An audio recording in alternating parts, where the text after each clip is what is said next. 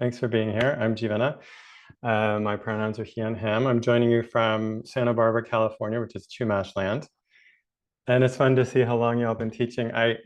Yeah, in the bio that you read, it said 25, but now it's almost 30 years, actually. Next year will be 30 years that I've been teaching yoga, so it's a really long time. But you know what? That doesn't really mean much. You can be teaching a short time and be very skilled. So it just means that I'm old. So anyway, thank you so much, everyone, for being here. I'm excited to jump in. I was hoping to make this a little interactive. We'll see how that goes. Yeah, thanks, Michelle. Hi. It's nice to see some of you that I know here and some new people too. And hello if you're watching the recording later. So the topic today is skills for adapting asana. And what I thought I would do is lead a short centering. Then I'm going to do a PowerPoint presentation and talk about the topic. And then I thought we could do a practice. And the practice I thought would be kind of a little guided, but a little workshopping. I'd love for you to explore things on your own today and have bring in a little creativity. So to begin, maybe with a centering,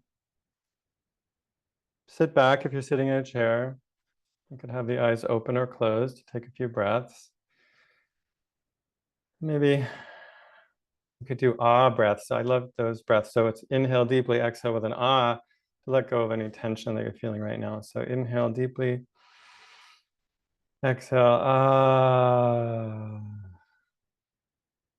Let's do two more of those. Inhaling deeply, ah.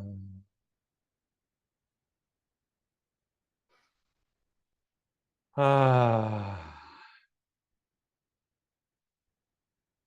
And let's take a moment reflecting on how you're doing right now, maybe checking in physically, seeing how the body feels.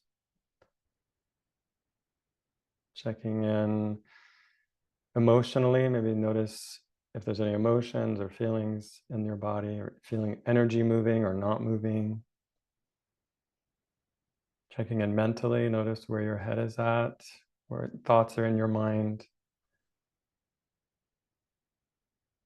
And connecting deeper, see if you can connect with any deeper experience of yourself.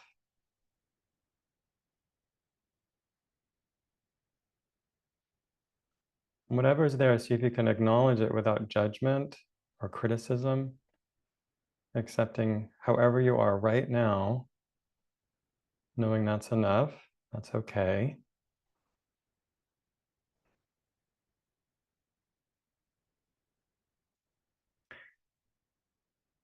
Let's take another deep inhale and long exhale. Going back, opening the eyes if they were closed. All right, thank you for sharing that with me. So I'm going to share my screen and let's see.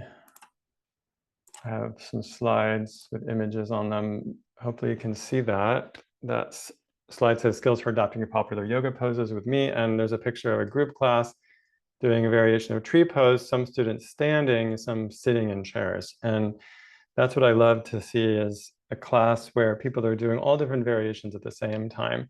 And I think that's really the goal here, is trying to individualize the practice, especially within a group setting. That's one of the skills I want to focus on. But mostly we'll talk first generally about how to teach what I call accessible yoga, and then also how to specifically adapt poses, some approaches that I've found useful over the years. So I'm just going to touch on this briefly, even though I think this is really a huge topic, and that's just teaching in general, teaching yoga in general. And I know the topic today is asana, but I thought I'd just start a little broader.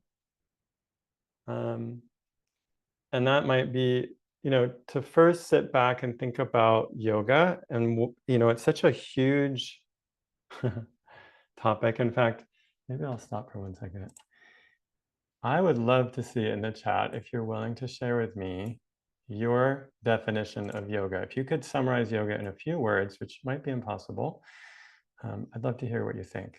Because I'll tell you, I feel like there's so many definitions. Yoga is such an incredible practice. First, I just want to acknowledge that I feel grateful to practice and teach yoga, this incredible tradition that we have from South Asia, and how incredible it is that it's been passed down for literally thousands of years from countless people, often unknown teachers and practitioners who have kept these teachings alive for so long. And I just want to acknowledge that. But also say that there's a lot of diversity within yoga and a lot of almost contradictory traditions, that it's such a long and ancient tradition that there's actually a lot of different paths. And these days, yoga has kind of been seen as a physical practice, but it's so much more. And so I see some of you answering. Let's see.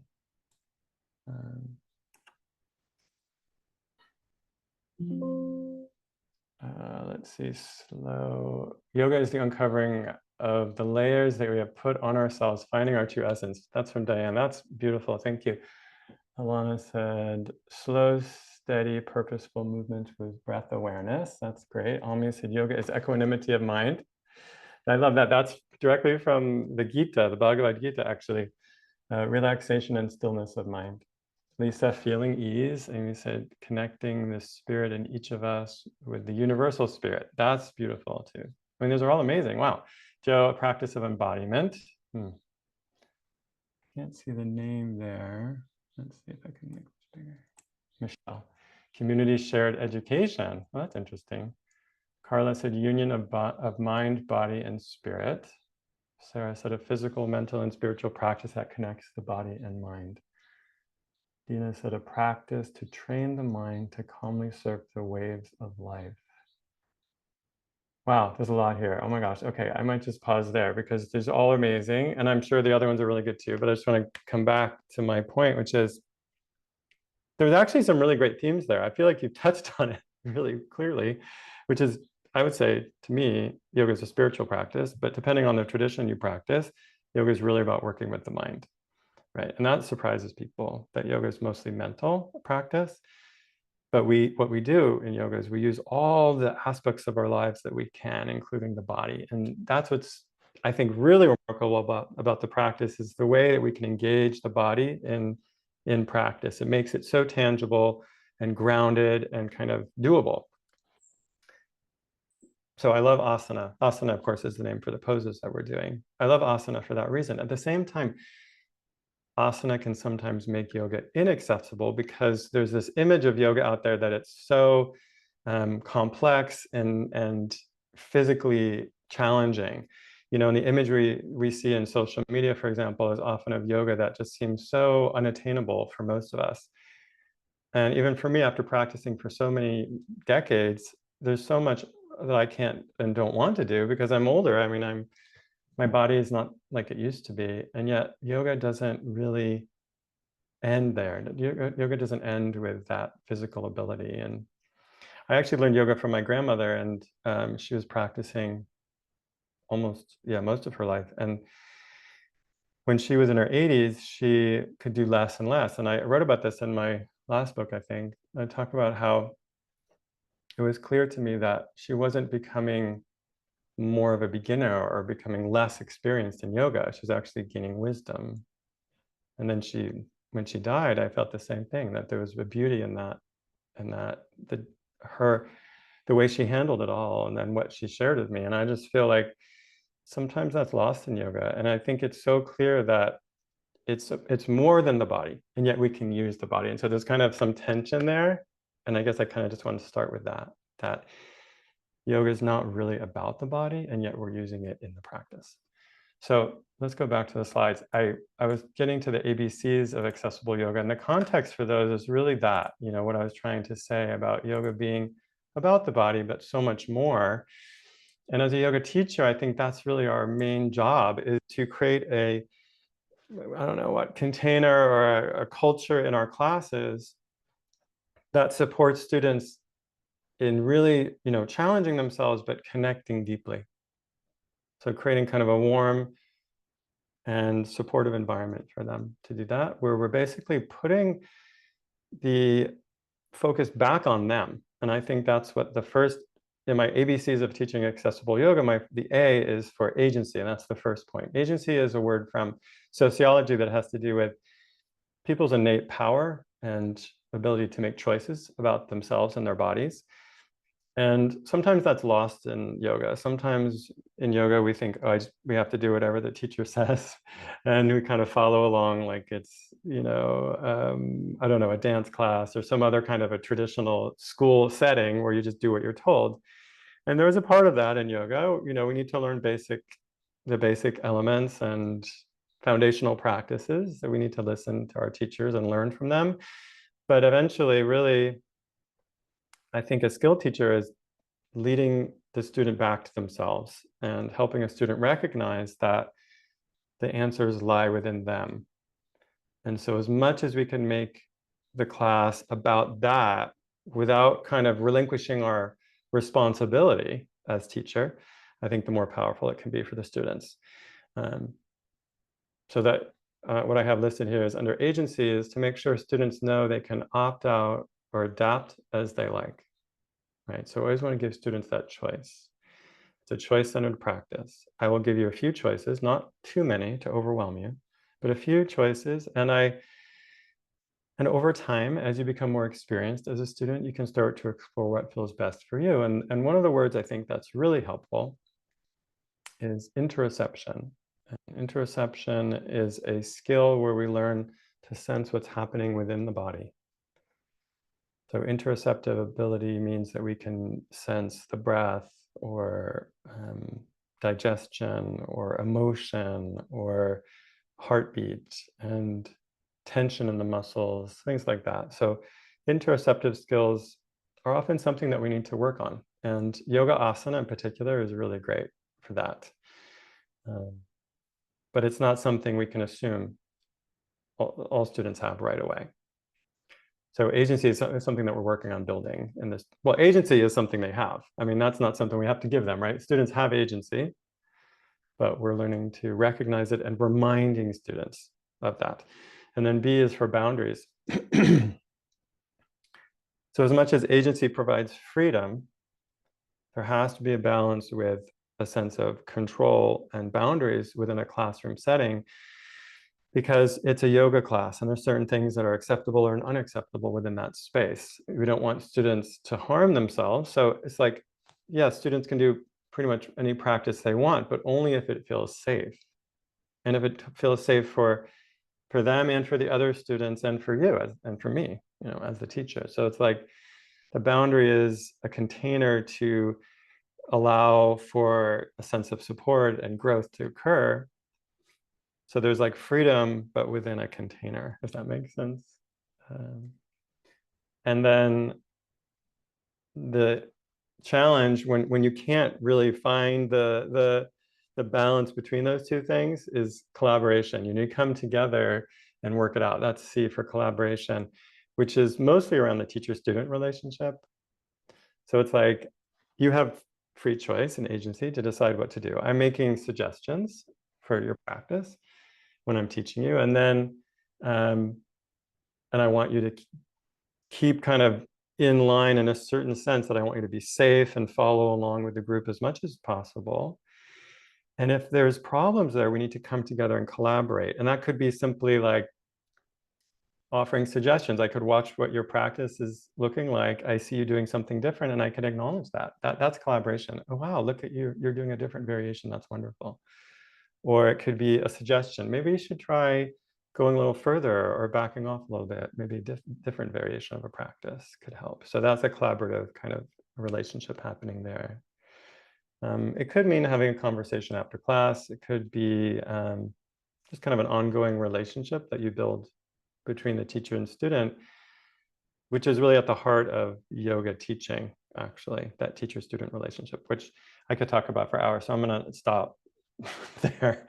In fact, my last book is pretty much about that. I'll just say The Teacher's Guide to Accessible Yoga is really a long conversation about that question of how to build that relationship with our students. But let's focus on adapting asana, which is what we came here to do today. Let's see the time. And if there are questions, maybe I could pause for just a second. I don't know if there was questions about that. I know we'll look at questions at the end, so I guess I'll keep going. So let's talk about this benefit-based approach to adapting asana that I like to talk about. On this slide, hopefully you can see it. Here's a student practicing a chair version of a child's pose. And to me, this is a good variation of kind of focusing on the benefits of a practice and finding a variation that feels accessible for each person. And that's what I want to explore a bit when we do our practice today. What I mean by that is to really reflect on why you're practicing something. Like, why? Like, what is the why behind the thing that we're doing? Here, am I spotlit? Okay, can you see me there okay? I wasn't sure. So why you're doing a practice, to really reflect on that. So, you know, just because someone told you to do it, maybe it's not good enough reason. It could be that, you know, you want to work on regulating your nervous system. You know, you want to address stress in your life, and that's why you go to yoga. Or maybe, you know, maybe you have anxiety and you're working on that. Or you have some other challenge in your life and you feel like stress has become a big challenge. Or maybe you want to work on flexibility. You know, maybe as you age, you're noticing that your body is getting stiffer and you really want to increase the ways that your body moves and increase your range of motion. So you continue to do the things you love to do in life, like walking and driving and gardening and all those things, you know. Or maybe you're interested in strengthening. Maybe you've been diagnosed with osteopenia, which is the beginning of osteoporosis, beginning of bone loss. And you feel like, I need to bring in more challenging strengthening practices in my life. And you want to work on balance because that's challenging for your body. Or maybe you're young and you just want to really do all those things to age well, or you want to have a spiritual awakening. Maybe you're really interested in knowing yourself better and connecting with your heart. And that's what's guiding you to yoga. Whatever it is, you know, most people come to yoga because there's a challenge, right? Like usually we don't go to yoga because everything's okay. Usually we go to yoga because there's some kind of suffering. And in a sense, in a very clear sense, yoga is designed to help alleviate our suffering.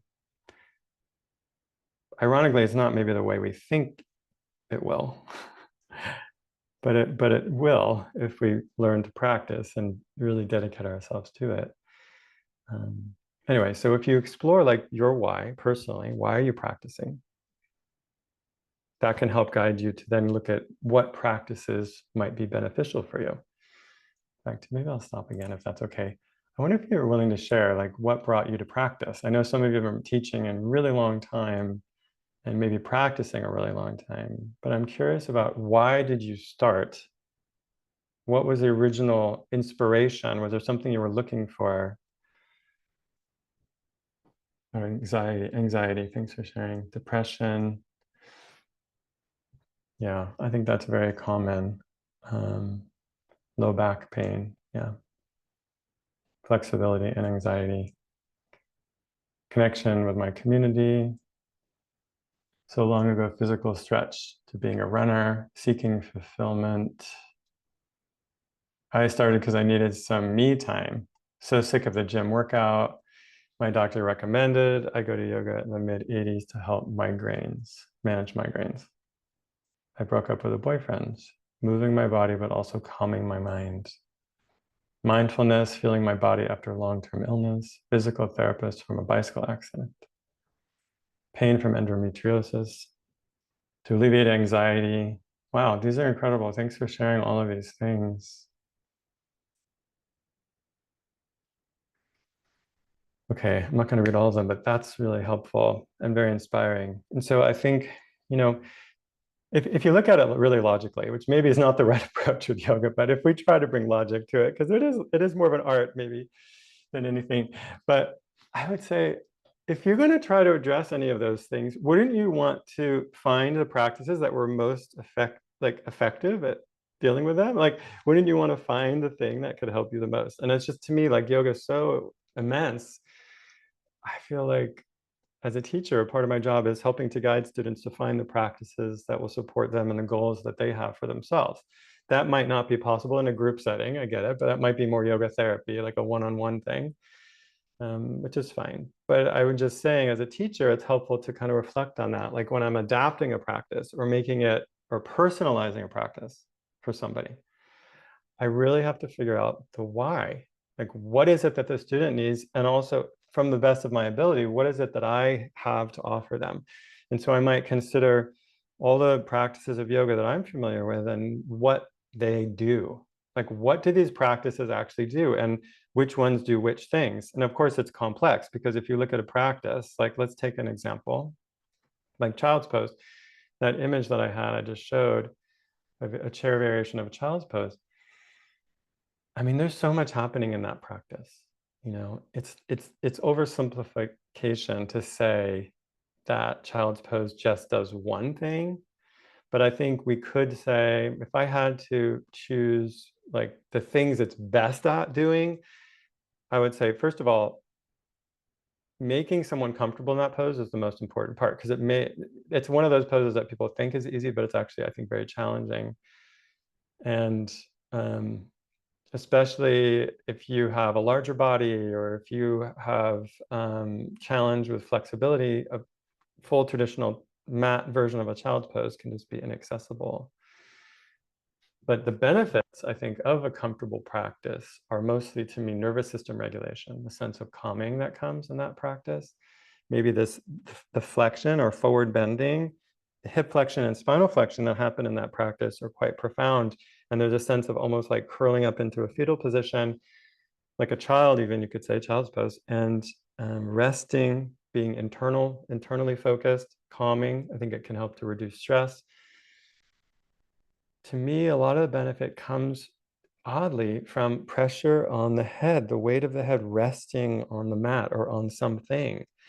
And so I find when I'm going to adapt that practice, if someone's interested in getting calmer or reducing stress, that's a great practice to try. I'm not going to like prescribe it, but I think it's just something I might recommend that we do. I think we all need to reduce stress, but I want them to find a comfortable way to practice because without the comfort, none of that other stress reduction can happen. It can actually be, it could be anxiety producing. If I'm in that pose and I have trouble breathing because I'm just like, I don't have space to breathe and my lungs to expand, it could actually increase my anxiety, increase my sympathetic nervous system response. So I need to find a comfortable position first. And I think find some way to support the head so that there's, pressure on the forehead or third eye center, which I think is a huge part of the calming aspect of that practice. So that's kind of what I'm getting at. I want to talk about those kind of things more. So here's that image again, where this person's doing a chair variation of child's pose, resting her head on the end of a bolster that's on a block. So it could raise up higher to reach her rather than her trying to get down. And by sitting in a chair, she also doesn't have to come into such deep knee flexion, right? Like her legs are almost straight there, which really helps for a lot of people if you have knee issues or don't want to practice on the mat. So that's an example of that. So this slide, it says benefit-based approach for adapting poses. Focus on a specific benefit, such as strengthening, balancing, calming, grounding. Explore variations of the practices that offer these benefits. And sometimes that means taking an element away to make it simpler. Like in this version of child's pose, I'm taking away knee flexion, for example, right? Like you don't have to be on the mat. You can do this in the chair. So I'm taking a big element away to make it a little more accessible. Sometimes it could be the opposite. Sometimes it means adding in something, which we'll talk about later. Like, so if you're in a chair and you're practicing asana in a chair, how would you focus on balance, for example, right? Like, how do you bring an element into a practice if it's been taken away already? By sitting, you usually don't have to do so much balancing. So what do you do to add balance or strength, for example, in a chair class? And I'm in the middle of a chair training right now, and we just talked about that, I think yesterday. We're talking about strengthening in chair yoga. So here's some ideas that I have for you to help do this. So one is break the pose down into parts. And here's an image of actually a yoga teacher, Jen, doing eagle pose in her wheelchair. And why I like this image is that she's doing eagle arms, but her legs are relatively neutral. And so I feel like for her to make the practice accessible, we focus on the upper body aspect of eagle pose. Rather than try and take on the whole practice at once, you can break it down into parts. You could practice the arm piece separate, then the leg piece separate. And eventually you could even put them together, but it can be really nice and easy to take one part out and practice that separate than the others because you want a particular benefit from it or because it's more doable for someone. Can't read that maybe very well, but it says simplify. So one of the other things I focus on a lot is simplifying the practice. Sometimes I get criticized for doing this. like I'm, what's the word? Oversimplifying or even quote dumbing down the practice, which I mean, I think is a little offensive. I would say simplicity is deep and not necessarily easy. But simple means that it's understandable and that you've digested something. So for me, a yoga teacher who's managed to simplify practice is someone who's really become more skilled at teaching it. And a lot of the practices we do are very complex. So here is half moon, Ardha Chandrasana pose, the image here of two people against the wall they're doing variations. One is using a block, one is using a chair in the back. And then in front, there's someone seated doing a variation, a version of half moon. And to me, there's something about simplifying, taking away the element of balance that can make the practice way more accessible for people. And I think part of it is using your creativity here. There isn't one way to do that. What's simpler for someone is not simpler for someone else. But I don't think there's anything wrong with that. I think simplifying is really excellent.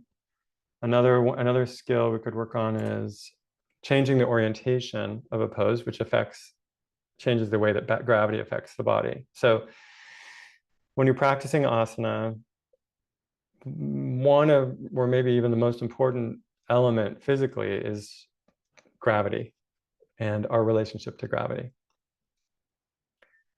And when sometimes that's challenging. So in a pose like standing balancing pose like tree pose, if balance is challenging for someone, we could do a reclined version. So here's an image of someone practicing a tree pose lying on their back with their foot against a block where the wall becomes the floor, right? And so you've taken away the element of balance.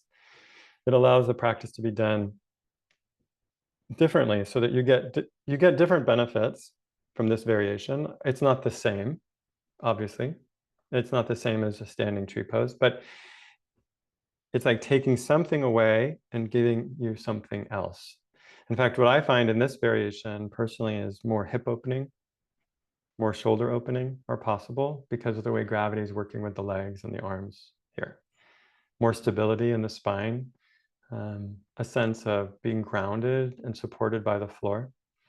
But I think for any standing pose, it's interesting to experience it in a reclined version, either on a mat or in bed. Bed yoga is amazing that way. It's a great way to experience poses lying down. But also really notice that. Notice how gravity affects the body differently according to the way you change the orientation. And it would be great to prepare for poses that way. Practicing a reclined tree like this is a great way to prepare for doing a standing version as well. Using props is another obvious way to adapt. And yet I don't understand why there's so much resistance to using props in yoga. I mean, a lot of teachers and schools embrace it, but there's a lot of them that don't. And it feels very divisive, like either you use props or you don't. And I feel like, well, actually, props are totally neutral, and props exist just like all the practices of yoga exist. They exist to support us and our practice when we need them, and then don't use them when you don't. I mean, it's not, to me, there's no moral judgment here of good or bad if you do or don't use them. It's just more, again, I guess, logical to me. Like, use it if it's going to support you to be safe, number one, safe, and to make the practice effective. And those are the points I always go back to. Safety first. I mean, yoga begins with ahimsa, non-harm, and that's my job, is to first make sure that my students aren't injuring themselves or getting hurt in some way. Hopefully there's some benefit coming, and that the practice is effective in some way. Props can do that, but I would also warn you that props don't necessarily make a practice easier. I think that's a kind of misunderstanding. There's some research that shows that props sometimes can lead to more injury. And that's quite compelling, because I think, again, it shows that props are neutral, and it's the way we're using them that matters. So it still depends that you still need a teacher that can show you how to use a prop, or you can explore yourself, but it's just not, I don't think it's just black and white so much. And in this photo, Natalie is lying on her back doing reclined leg, or hand to big toe pose, and basically using a strap rather than trying to reach her foot with her hand. The strap is basically lengthening her arm in a sense, and making that connection. And so straps can be effective in that way. Sometimes straps are considered not trauma-informed, so it really depends on the community you're teaching. Props in general can help to create support. They can bring the floor to you rather than you having to get on the floor, like a chair or a blanket. They can create connection between parts of the body. They can add pressure where it's needed, kind of like on the forehead, I showed in that image of a chair child's pose. So there's so many things that props can do. Maybe we'll use some today. And visualizing practice. So this is a tool that I feel like is most misunderstood in yoga. Sometimes a teacher will say, well, if you can't do a pose, just picture it in your mind. And I mean, I kind of love that, but I also worry that it's a little bit of a, what's the word, like a cop-out sometimes.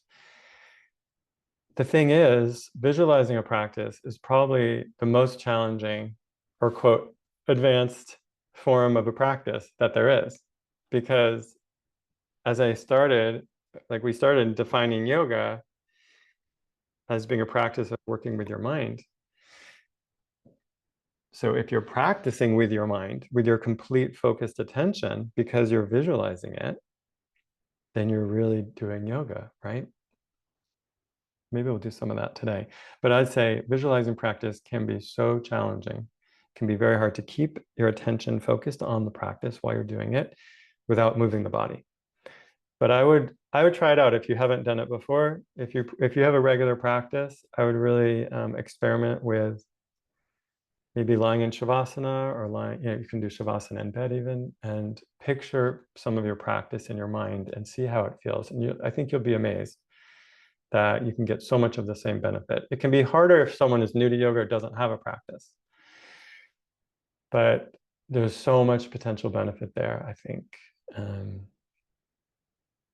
I think it shows, again, what yoga is really about, which is how we focus our attention and work with our minds. All right. I think I'm going to stop there for a minute.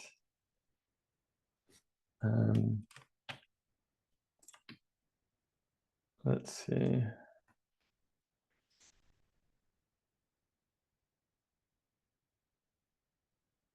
I thought we could do a little practice, if that's okay. Yeah, we don't have a lot of time. So let's do a short practice, and maybe I'll have a few minutes for questions. I'm going to step back on my mat, actually my chair, and hopefully you can join me in a chair.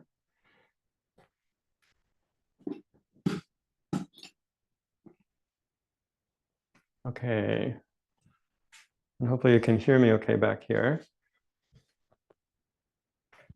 So what I thought we could do is maybe just take a moment to center, and then we'll do a little workshopping.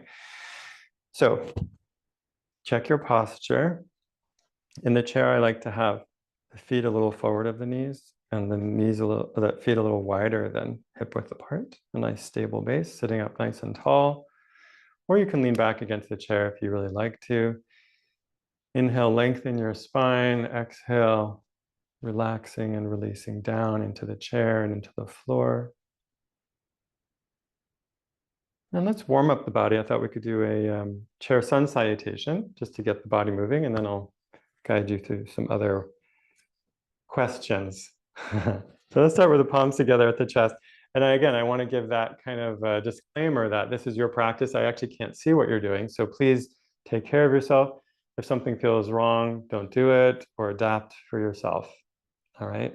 Take my instructions as suggestions for you. So beginning with the palms together at the chest, exhale.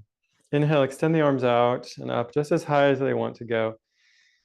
Lengthen the spine. And then as you exhale, you can have the hands on the knees, hinging forward with a long spine, kind of into a half lift. You can pause there for a moment.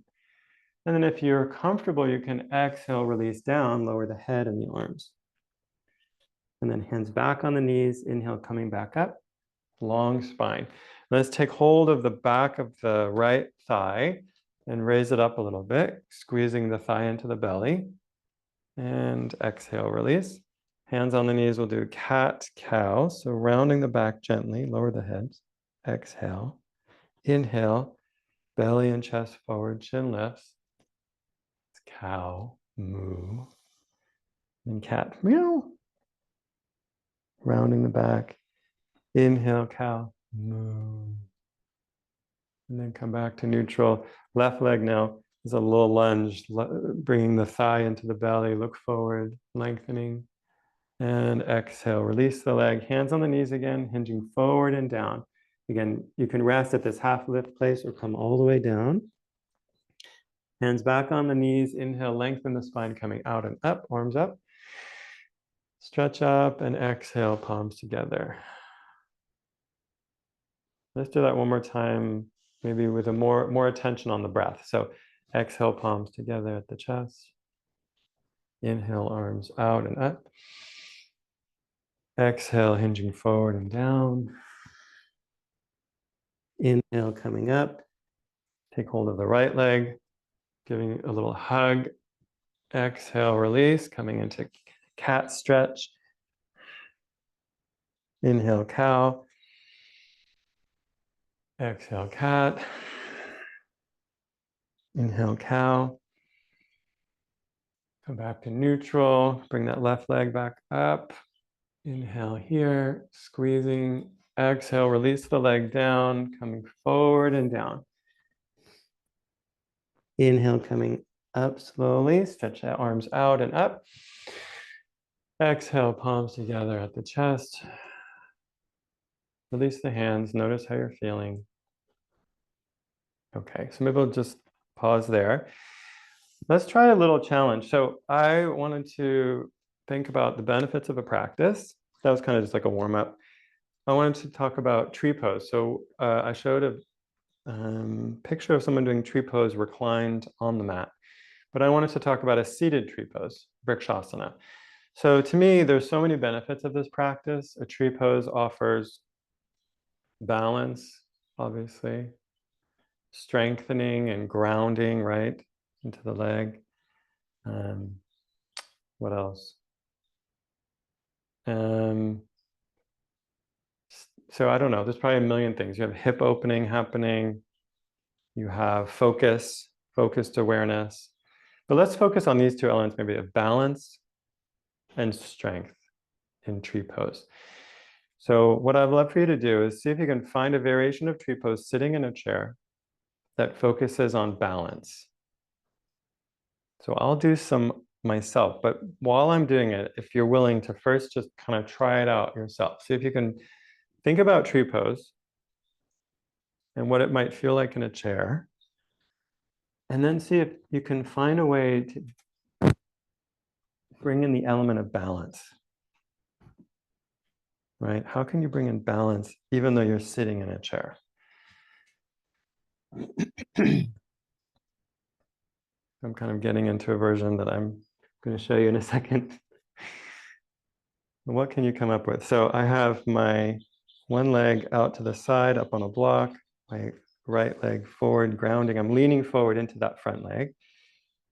And then I'm going to balance a foam block on my head. It's one of my favorite ones to do. So by adding the block, I'm actually bringing in balance. I even have this pose on the cover of my book because I love it so much. And then really focus on bringing this feeling of balance into a seated pose where balance is generally gone. Okay, and then let's try on the other side, the other leg. I'm going to bring my left leg forward. Try a different variation. So you can come up with something else, or you can do what I'm doing if you want. So let's see if we can find another variation focusing on balance. And what I might do is balance blocks in both hands. And see if I can balance them with my palms up, with the arms out to the side. That's challenging, actually. Focusing the eyes on one spot. Okay, great. Let's bring the leg back. Let's do another tree, this time focusing on strength. So how can I bring in the element of strength into a chair tree pose? So the same pose. Let me think for a minute. What could you do before I do anything? What could you do in a chair tree pose to bring in or add an element of strengthening? I don't know what I want to do. I'm thinking about it.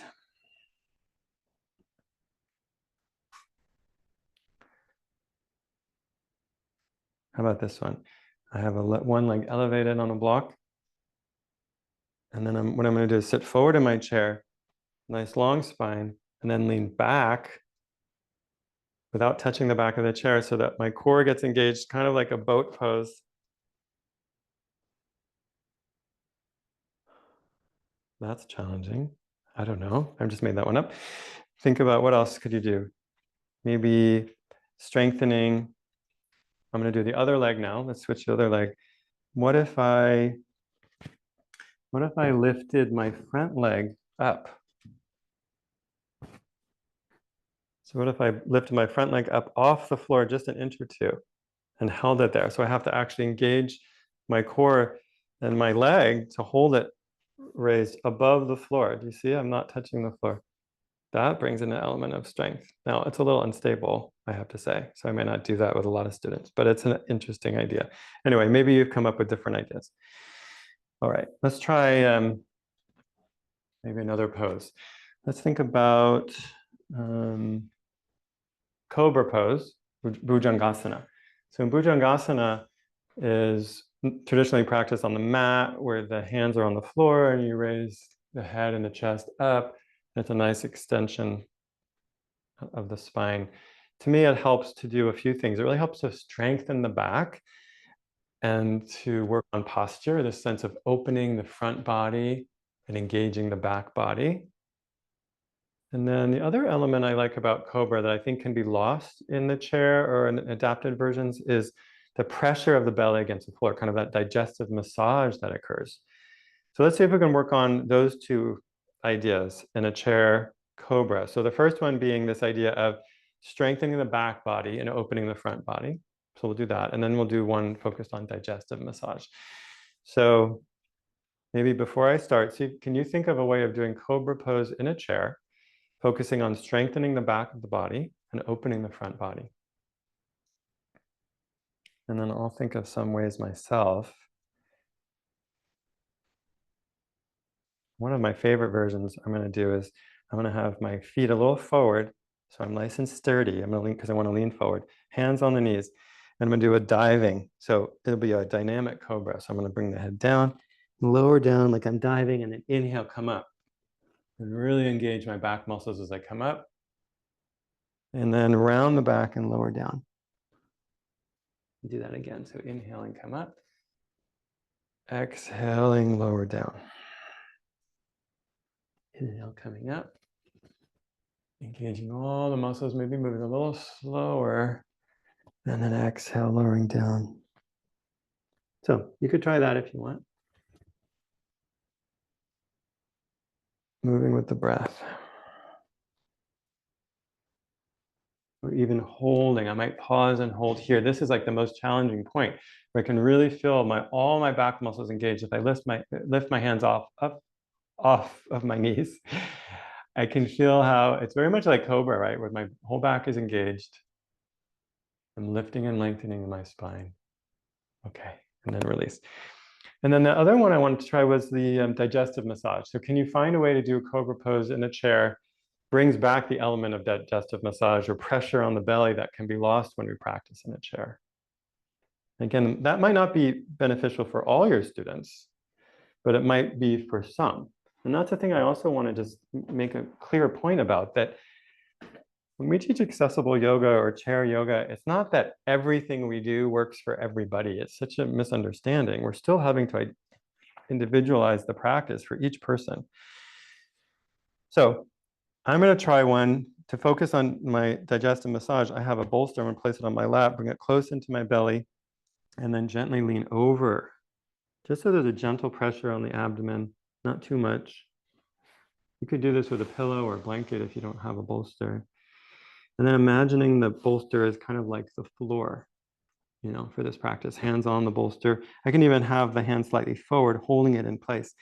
And then exhale, lower the head down. Lowering your head down, and just take a moment to ground down. Noticing, again, the effect of gravity on the body here. And then as you inhale, slowly raise up your head and your neck and chest, not coming too high, to a place where you can breathe, but there's a gentle pressure on the belly. You could even pull the bolster in slightly. And as you pull the bolster in, you can feel the chest moving forward, pretty much like you would on the mat if you were pulling the mat forward with your hands. Still breathing there. And then exhale, slowly lower down. And let's sit back. So that's another idea of how you could adapt Cobra. And I see we're almost out of time. I want to leave a few minutes for questions. So maybe we can end with a child's pose, which is the one I showed you in that photo where the student had a bolster between their legs. But I want to show you another way without any props. So if we think about child's pose as a way of turning inward and getting pressure on the head, see if you can bring your feet slightly forward again, nice wide stance with your legs. And if it's comfortable, you can bring your elbows onto your knees or just above them, so that you're kind of resting the weight of the upper body on the elbows. You can bring the hands together and then either interlace the fingers and extend the thumbs and rest the head on the thumbs right at the inner eyebrow. Or if that is too much pressure for your thumbs, you can rest the head on the outside of your hands, kind of just below your thumbs, resting the forehead there. And then take a few breaths here in this version of child's pose and really think about what benefits there are here. We talked about this pose. And child's pose helps us to turn inward, a sense of connecting with ourselves.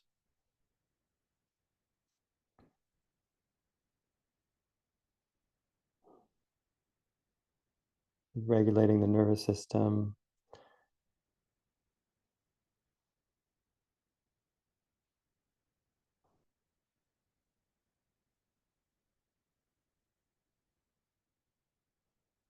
And then coming out very slowly, you can begin to lift your head back up. Just notice how you're feeling. I guess we'll end the practice there. You can bring your palms together and bow to yourself for that short practice. Thank you for practicing with me. And I'm going to come back if maybe we have a few questions. Well, that was pretty quick.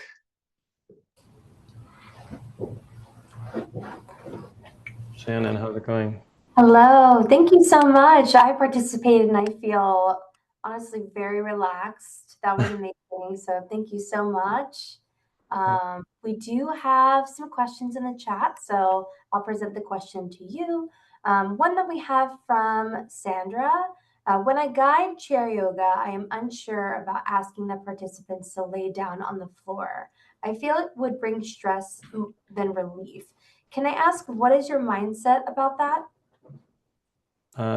So the question is whether chair yoga students can get on the mat. Um, Yeah. I think it just totally depends on the class. I think there are lots of chair yoga students who'd be very comfortable, but my concern when I've had classes that are like integrated or mixed level like that is just that everyone can get back off the floor independently. Because I've had situations where students could get down, but literally could not get back up off the floor, and that is crazy. You could actually create a dangerous situation. So you could teach them how to get back on to the chair, but I would just kind of check in individually first and make sure that they are comfortable getting down and back up by themselves.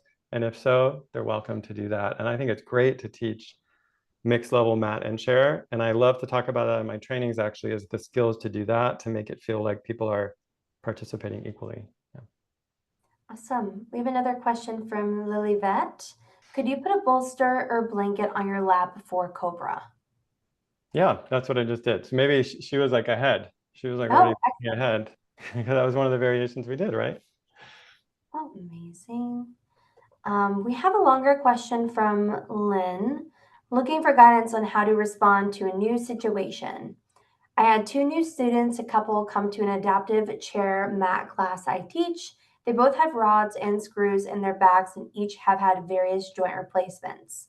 As I only had one other student in class at the time, I was able to give them a huge amount of direct support, giving options, modifications, checking in often, and further adjusting based on their feedback. I also explained that my focus is on building strength, flexibility, balance, and mindfulness, and that they should do what works best for their bodies, non-judgmental, and stop if it hurts. The next day, I received an email from them offering their appreciation, but stating both of us are so stiff and sore today, we decided not to continue with the classes. We waited almost 24 hours to make our decision because we wanted to see if the pain would lessen. Unfortunately, it did not for either of us. Any advice? I mean, that's the thing. Like, first of all, thanks for openly sharing that. I think that is really hard to do, to share when something doesn't go right. You know, when a student isn't happy with what we're sharing them, and it's like, I don't know how to say that exactly, but it's like, even though we have to prepare to be able to teach every student, we're not the right teacher for everyone. That's just the fact. Like, there are people who don't want what I have to offer, and that's okay. Like, I would just say, let them go, like let them find another teacher. You could even offer, oh, maybe you want to try so and so, she teaches a more gentle class. Like, that's fine. That's just what that person does. At the same time, you could take the input in and maybe reflect on what you could have done, or maybe it's also about communication, and see if there's a way you could have gotten that feedback during class. Like, is there a way you could have kind of paused halfway through and checked in and seen, like, is this too much? How are you doing? Something like that. But that's how we learn best. I learn best from my mistakes. I make them all the time. Honestly. We have another question from Sarah. I have many students who cannot get down on their knees. Do you have any variations of those who can't get on their knees? Yeah, I mean, chair yoga is the best. I think maybe your question though is about mat practice for people that can't get on their knees. I mean, I think there's lots you could do in that case. Like, in for example, sun salutation. One of my favorite variations of sun salutation is at the wall, where you practice facing a wall and you actually don't need to come down onto your knees at all. That works really well. Or using a chair in front of you instead of the wall. That can be really good. But I would say be creative, practice it yourself. Like, try doing some poses without putting pressure on your knees at home in your own practice, and notice what you can come up with. Or ask the students to practice in a chair, and also practice that. Like, what is it like to practice in a chair? Because, by the way, chair yoga is not necessarily easy. I mean, it is a very challenging practice, I think. So maybe get some training in chair yoga. I have a training going on right now. Excellent. Amy asks, what are your thoughts about fast vinyasa in studios? I mean, like I said, I'm not the teacher for everyone, and there's going to be something out there for everyone to do. And I think that's great. I love that people are doing yoga. They can do as much yoga as they want. They'll eventually come to me. You know, you can only do that stuff for so long. I mean, it's just eventually your body can't handle it anymore. But it's great. Like I love to exercise personally. I don't think of yoga as my exercise, but I push myself when I'm biking or running, and I really try to like, see if I can be healthy and strong and have a long life. I mean, we all need that. I just think in yoga sometimes we get confused about the goal of the practice, which isn't that. It's not, the goal isn't to find a pose or do a certain amount of vinyasa flows. There's nothing wrong with them, but the goal is actually, is it working? Is it making you happier? Is it helping you find the best life you can? I mean, that's really the question. Is it helping you in your life? Great. From Dina, this has been wonderful. Thank you. I teach gentle yoga for female veterans, and I'm finding they need more accessibility options. Learning to teach mixed level to include chair is my ultimate goal. It is a volunteer situation, so no funding. I use several blocks I have, but I'm not sure that that's enough. Do you consider bolsters a necessity in chair yoga? Um, well, there's lots of things there in that question. First of all, thanks for doing that work. I think it's awesome. I love to teach veterans. I love to teach mixed level classes. It's my favorite. I think it's one of the most challenging things to do. I think, to be honest, it's much more challenging than teaching, quote, advanced vinyasa flows. To teach a class where all students are being served at the correct level, I think that is way more complex. And I would say, I do offer it in my training, my accessible yoga training online. There's one coming up in October. It's a 40-hour training. We have scholarships available. We go through in detail and talk about skills for teaching that kind of a mixed level class where someone's in a chair and someone else is on the mat at the same time. It can be very complicated. And I don't think bolsters are required. I think that chairs usually are necessary in a class, and any other props that you have can be used. If you have blocks, you can use those just as well. There, thanks Shannon, you put the link for my training.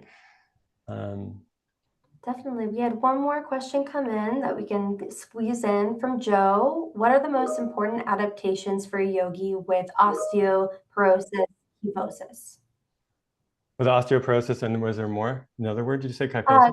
kyphosis? Kyphosis, yeah. So osteoporosis is bone loss, and kyphosis is the rounding in the upper back that happens to a lot of us as we age.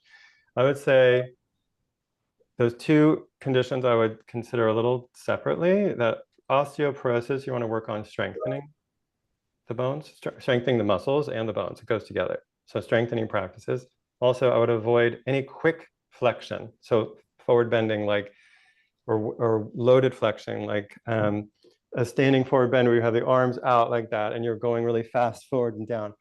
That what happens in osteoporosis is you can actually break your bones pretty easily. Like it's brittle bone syndrome, and you have to be careful about those quick kind of movements. So I would move slowly. I would avoid a lot of forward bending, work on strength. And then with kyphosis, I think it's a little more complicated. I think it depends on the person.